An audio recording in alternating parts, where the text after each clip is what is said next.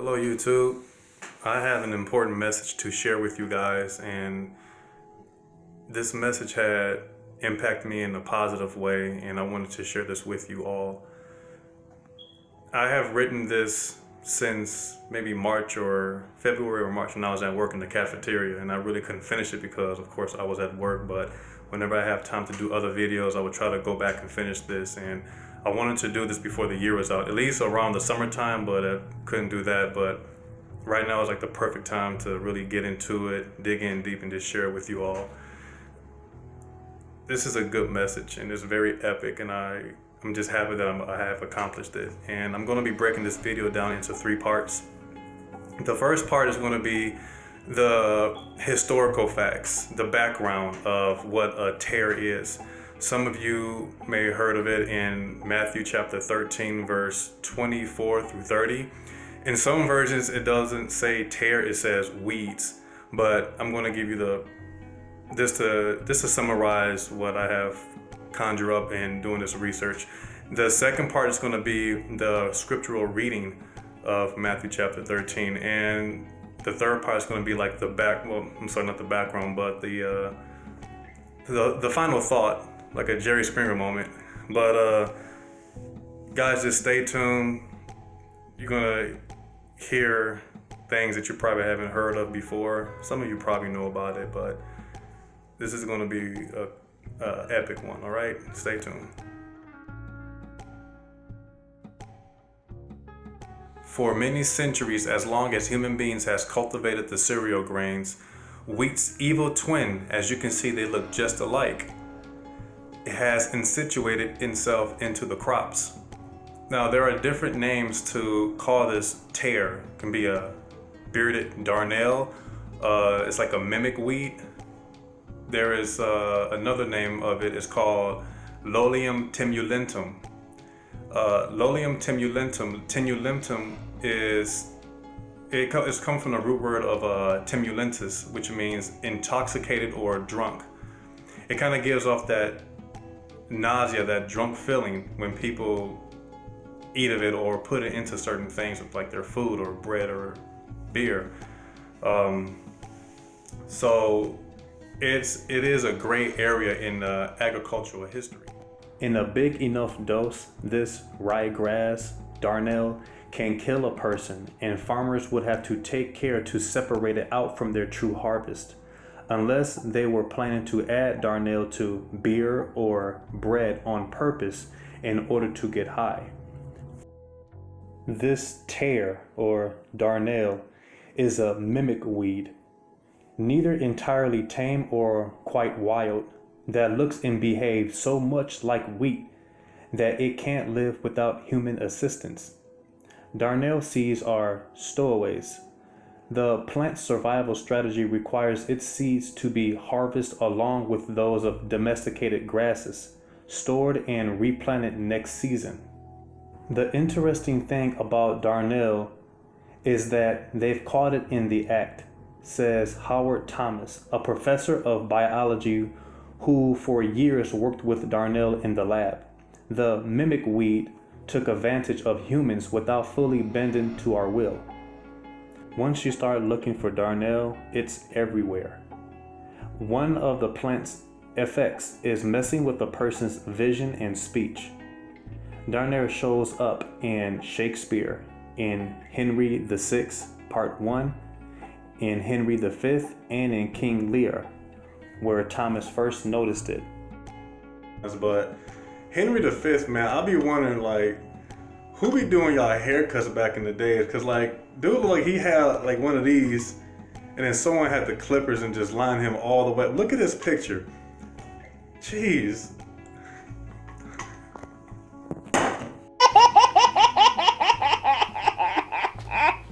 All right, people, let's get back to the topic. I gotta stay focused.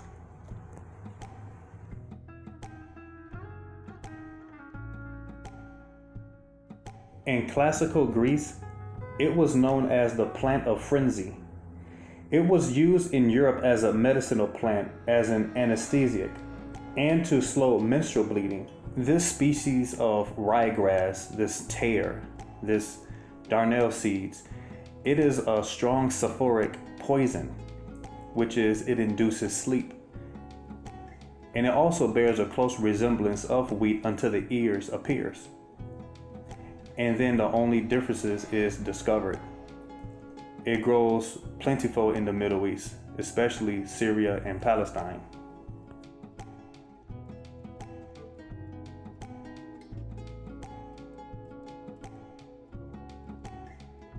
The kingdom of heaven is likely compared to a farmer who sowed good seeds in his field. A farmer occupies his field with goods. He knows how to plan and cultivate. A worker who seeks the best for himself and others, who manages and knows how to invest. His land, property is under his authority. He plants, sows, scatters good seeds into good ground in order to produce the wheat which is used for grain. One night, while everyone was sleeping, the enemy came and scattered tares among the wheat and went away. The enemy had a strategic plan that was done while everyone was sleeping. The enemy waited for an opportunity to sow tares among the wheat. Something quick and easy to do, which would eventually infect the field of the owner. Once the owner sowed wheat, the enemy right after sowed tares. The enemy attacks his enemy, even by corrupting its original purpose. When the crops began to grow, the wheat came up, sprouted, and produced grain. The weeds or tares also appeared and grew. Now there's a problem. The wheat and tares are growing, but growing together.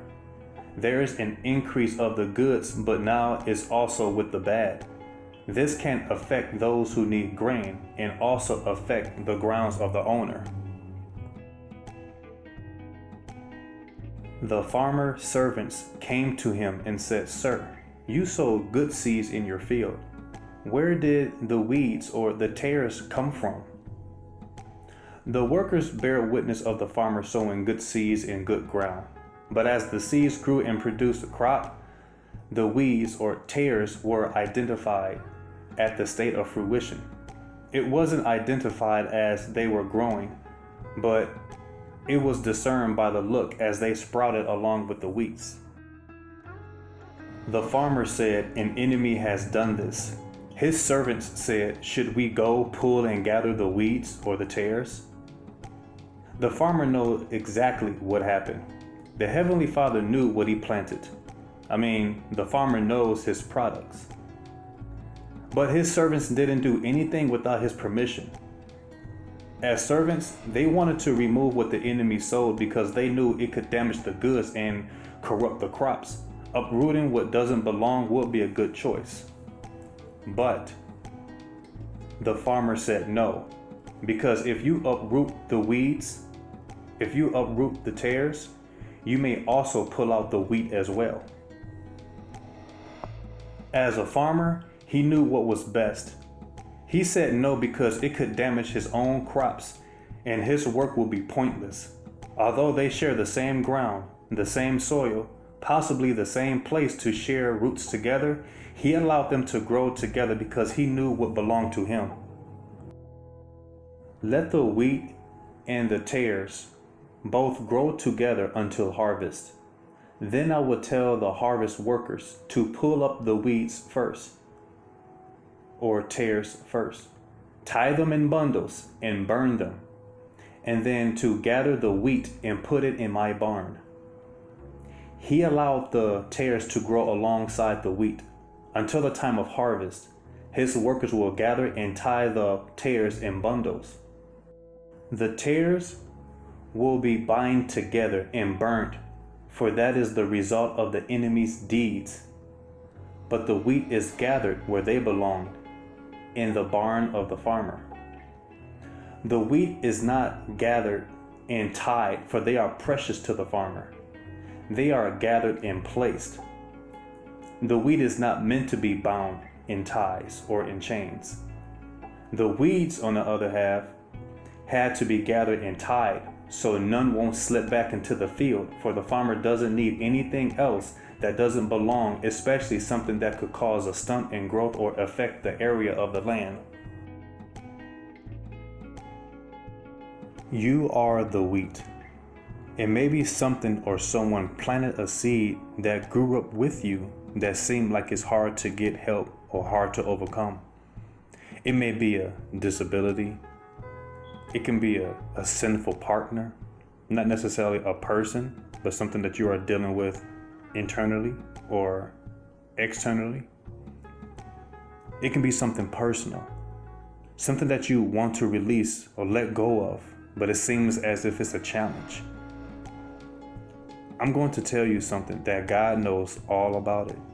And He loves you enough that He's telling you to watch. That the enemy you see today, the enemy that you're dealing with, you will no longer see again. Only thing you have to do is be still. Because as the wheat, God knows that you belong to Him. As the wheat is placed in the farmer's barn, you is also placed in the Father's house. For even Jesus said, in my Father's house, there are many mansions. And He goes away to prepare a place for us, that when He comes, He will be with us and bring us back to where He is. As the wheat belongs to the farmer, you belong to the Father. Stay close to Him. He loves you, and I do too.